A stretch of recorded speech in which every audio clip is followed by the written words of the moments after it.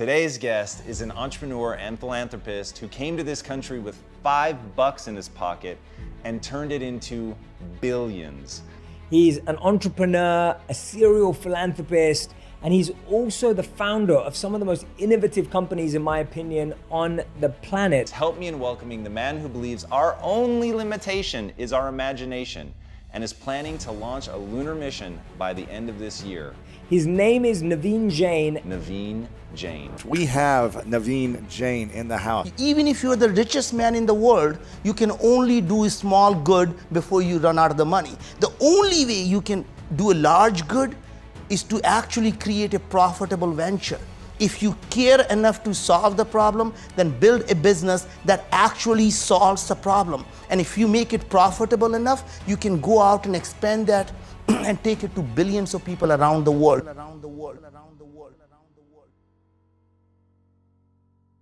Getting up early. Every person who has ever made a difference in humanity has always gotten up early. Because the morning hours, there is a lot of scientific evidence. When the first sunrise comes, the amount of in terms of brain is aligned with the light. So fundamentally, the reason the societies are not changing or improving, there are two main things. If we can allow the societies to dream big, dream so big that people think you are crazy. So when you go out and tell someone what is it that you're going to be doing, and if they don't think you're crazy, then you're not thinking big. Unless you happen to be crazy, in that case, all bets are off. Right. And the second thing that you really have to do is take away the fear of failure. If you take away the fear of failure and you give people the power to dream, amazing things can happen. See, when people are afraid to say that they make money because somehow make them feel guilty, and it's part of it is a fault of the society. Because what made this country so great was it welcomed the best and the brightest from around the world. And we welcomed them with open arms and gave them so much opportunity in this country that we call this a land of opportunity. And when these people succeeded, we opened them up and we looked up to them. And today is completely reversed. We don't want the immigrants in our country. We take away every opportunity they could possibly have, and when they succeed, we call them 1%er. They don't belong to our society, and then we guilt them. We guilt them into thinking they must have done something wrong because they succeeded. To me, the profit engine is the oil for doing good. If you can't make profit, how can you possibly impact the lives of billions of people?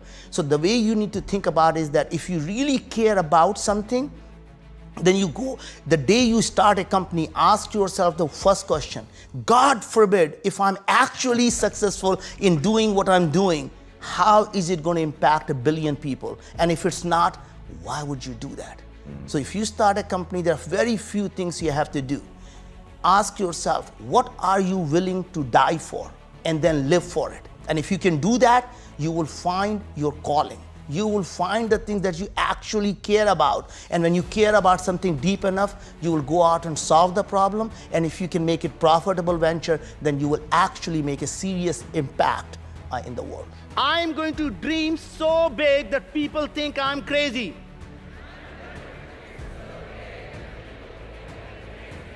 I will never be afraid to fail. I will never think that anything is impossible because it will become impossible for me.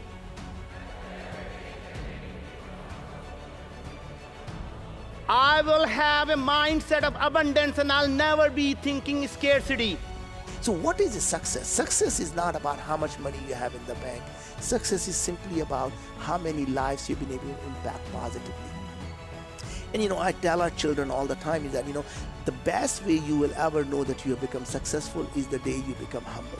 Because if you have an iota of arrogance left in you, that you're still trying to prove something to someone or yourself, that means you're not successful. Success comes from when you don't have to tell someone, you know who I am, right? You just be yourself, right? And you go out and do things that you care about. And what is it that you're passionate about?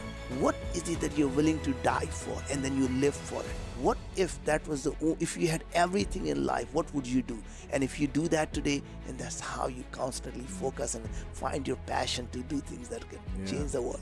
As you will realize, I am not a scientist, I am not a doctor, I'm not a physician, and I am not a rocket scientist, right? To me, the biggest strength that you and I have is not being an expert at what we do, right? If you came from a media and you try to do what you're doing, Jay, you'll miserably fail because you're trying to bring the knowledge of the existing paradigm into a new paradigm and you fail. The thing I believe you're absolutely the master at it is because you were naive. You were willing to challenge the foundation of everything that everybody in this industry take it for granted. So to me, not being an expert is your biggest expertise. Wow. Right? If you are afraid to do something because you say you don't know much about it, always think that is your biggest strength, that you don't know much about it. And I tell people, this industry has never seen anyone like me because they should be scared because I don't know what is possible. Every time you start something, you have to ask yourself 3 sets of questions. Number 1, why this? And why this means this is what I'm about to be doing. God forbid I am actually successful in doing what I'm about to be doing.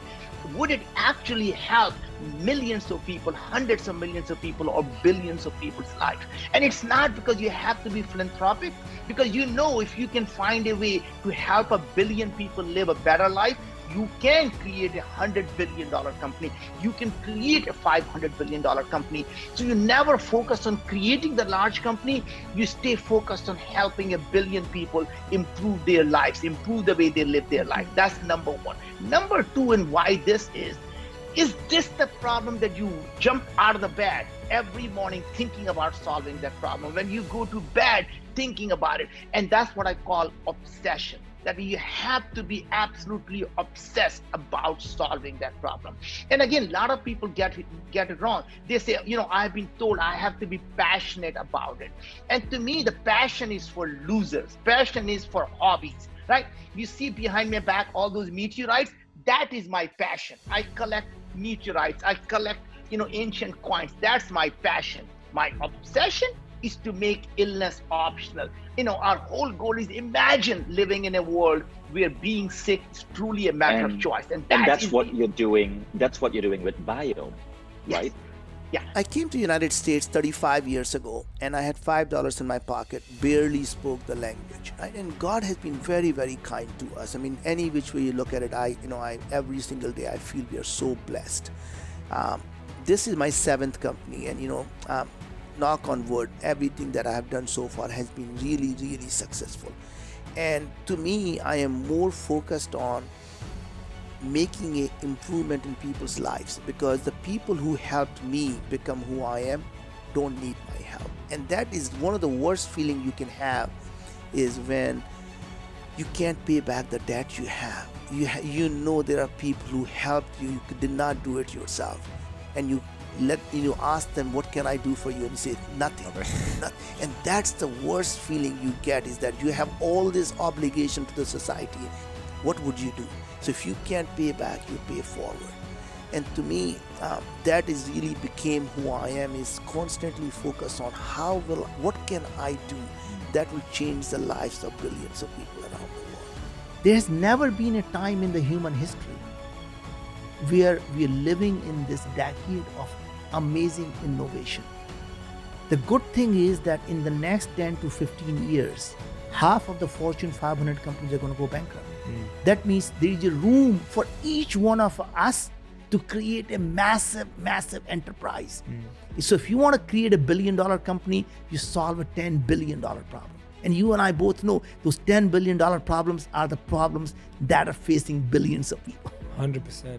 But what if we can create abundance of food, we can create abundance of land, we can create abundance of energy, and we can create abundance of everything that we value? So if you're watching this, find what is it that you will do. Imagine I am the person who grew up poor with nothing. I came to this country with nothing. If I can dream so big and to be able to land on the moon, what would you do?